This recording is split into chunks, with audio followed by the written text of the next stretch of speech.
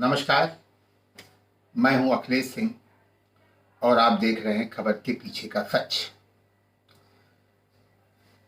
बड़ा हसीन है उनके जबान का जादू, लगा के आग बहारों की बात करते हैं। मिली कमान तो अटकी नजर खजाने पर, नदी सुखाकर किनारों की बात करते हैं। जिन्होंने रात में बेखौफ बस्तियां लूटी, वही नसीब के मारों की बात करते हैं। ये चंद पंक्तियां उत्तर प्रदेश के मुख्यमंत्री योगी आदित्यनाथ ने विधानसभा में विपक्ष के द्वारा उठाए गए मुद्दों पर अपनी बात रखते हुए की। लोकसभा के चुनाव आ रहे हैं। देश की सभी राजनीतिक पार्टियां अपने अपने हिसाब से राजनीतिक गोटियां बिछा रही हैं। योगी आदित्यनाथ उत्तर प्रदेश के मुख्यमंत्री हैं और दिल्ली की सत्ता उत्तर प्रदेश से होकर जाती है। उत्तर प्रदेश हिंदुस्तान का सबसे बड़ा राज्य है और सबसे ज्यादा लोकसभा सीटें रखने वाला राज्य है। यूं कह लीजिए कि देश की पूरी नजर, दुनिया की पूरी नजर उत्तर प्रदेश पे। उत्तर प्रदेश से जो जीतेगा वो दिल्ली में सरकार बनाएगा। अब उत्तर प्रदेश में जीत तब होगी जब भारतीय जनता पार्टी यहां कमजोर हो। भारतीय जनता पार्टी कब कमजोर होगी? जब उसके अंदर के विवाद बढ़ाए जाए, योगी जी को कमजोर किया जाए।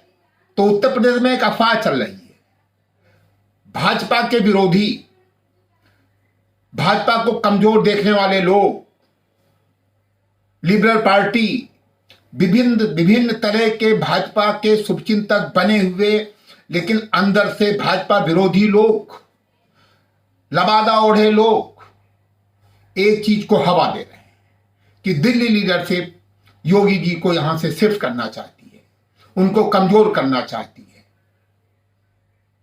लेकिन मैं जानता हूं कि यह सत्यता नहीं, अफवाह ज्यादा है।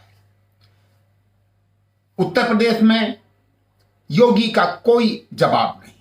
भारतीय जनता पार्टी को 35 साल बाद दोबारा विधानसभा में सरकार बनाकर उन्होंने ये स्टैब्लिश भी कर दिया है कि उत्तर प्रदेश में भारतीय जनता पार्टी के, या यूं कह लीजिए कि देश में भारतीय जनता पार्टी के वो एक बहुत बड़े जन प्रतिनिधि हैं। जनता के बीच उनकी लोकप्रियता बहुत ज्यादा है।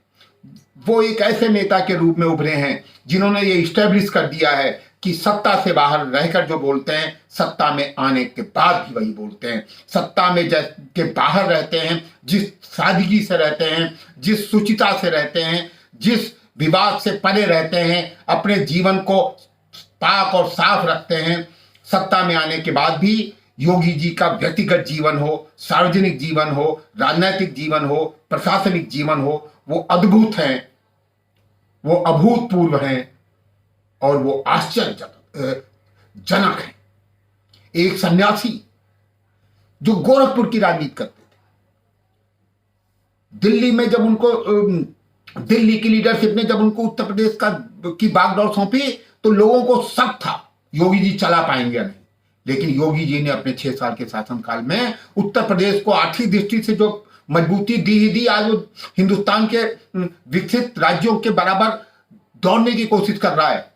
आज यहां इतने काम हुए हैं जो 6 साल पहले उत्तर प्रदेश में आए थे 17 के पहले, और वो आ जाए तो वो भौचक्के रह जाएंगे। गुंडई बदमाशी जो उत्तर प्रदेश में जातिवाद का बोलबाला था, जो गुंडई बदमाशी का बोलबाला था, जो अपराध का बोलबाला था, जो थानेदार गुंडे बदमाश और लफंगे चलाते थे, सब गायब हैं। न कोई भाजपा ही चला रहा है, कानून चला रहा है, और ये किया है योगी जी के नेतृत्व में। उत्तर प्रदेश विधानसभा में अभी कल योगी जी ने जो उत्तर दिया, उन्होंने कहा कि जब विपक्ष के पास कोई मुद्दा नहीं रहता तो वो जाति और धर्म में लोगों को बांटते हैं। ये उनका ब्रह्मास्त्र बन जाता है। मैं समझता हूं योगी जी को राजनीति के बारे में बहुत बेहतर समझ है। वो जानते हैं कि भारतीय जनता पार्टी के खिलाफ का शस्त्र क्या है, विपक्षियों के अस्त्र क्या है, विपक्षियों के ब्रह्मास्त्र क्या है। और योगी जी के पास सबका काट है। जिस दिन से उन्होंने सत्ता संभाली उस दिन से उत्तर प्रदेश में जो उन्होंने लाइन ली, जो सांस्कृतिक राष्ट्रवाद और भारतीय सभ्यता आधारित विकास, पर्यटनों का विकास, पर्यटन केंद्रों का विकास, हिंदुओं के तीर्थ त्योहारों पे उसका पूरा सम्मान देना, प्रशासनिक दृष्टि से उसकी पूरी व्यवस्था करना, धर्म और जाति से ऊपर उठ के विकास सब तक पहुंचाना, लेकिन धर्म और जाति का उपयोग करके जो लोग नाजायज फायदा ले रहे थे उनको रोकना। इसलिए वो गांव गांव घर घर तक छा गए लोग। उनको आज उत्तर प्रदेश में जाति और धर्म की सीमाएं टूट गई हैं। हर वर्ग, हर धर्म, हर जाति का आदमी मोदी और योगी को प्यार करता है। मैं खासकर उत्तर प्रदेश की बात कर रहा हूं तो उत्तर प्रदेश में योगी जी को हर जाति धर्म का आदमी मानता है। कुछ कट्टरवादी लोग, कुछ कट्टर सोच के लोग, कुछ कट्टर जातिवादी लोग, कुछ अपराधवादी लोग, कुछ अपराधी, कुछ धंधे करने वाले लोगों को छोड़ दीजिए। तो आज योगी जन जन के नायक है। और मुझे लगता है दिल्ली लीडरशिप भी जानती है, भारत की भारतीय जनता पार्टी की लीडरशिप, आरएसएस की लीडरशिप योगी जी के इन गुणों से परिचित है। वो जानती है कि योगी जी को डिस्टर्ब करके, दूसरों के चाल में फंसकर इनके बारे में कोई राय बनाना जल्दबाजी होगी। योगी जी के नेतृत्व में ही लोकसभा चुनाव लड़े जाने हैं और लड़े जाने का निश्चय भी है। और वर्तमान परिस्थितियों को देखते हुए उत्तर प्रदेश में भारतीय जनता पार्टी को लोकसभा में कोई चुनौती नहीं है। अभी तक जितनी लोकसभा सीटें थीं उससे ज्यादा सारे सर्वे भी कह रहे हैं कि 70 और 80 के बीच आएंगी। मैं 100% आज की तिथि में ये मानता हूं कि लोकसभा चुनाव में उत्तर प्रदेश में मोदी जी और योगी जी की लोकप्रियता चरम पे है। लोग वोटों का ध्रुवीकरण होगा, सारे जाति और धर्म के बंधन टूटेंगे और इन्हीं को